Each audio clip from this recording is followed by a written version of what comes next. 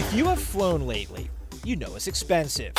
All those taxes and fees add up, and so does the loose change.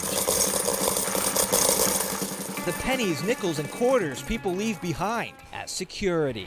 I would guess over a couple $100,000 a year. It's about $2 or $3 million. How about somewhere in the middle? Federal numbers show in 2015 the TSA collected $765,000 in loose change, nearly twice the amount from 2008. Wow, that's a lot of money. Locally, Reagan National pulled in about 11 grand, BWI 13, while Dulles Airport topped the list at $22,234. So what does the government do with all that money?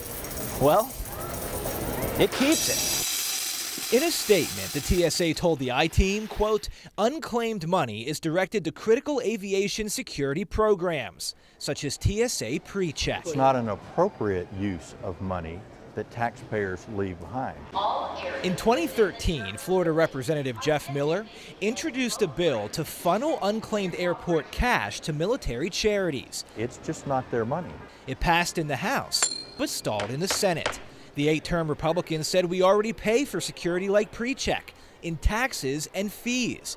By TSA adding the unclaimed money to its budget and spending it, Miller says the taxpayer is essentially paying twice for one service. Only at the federal government level in TSA would people want to keep the money and claim it belonged to them.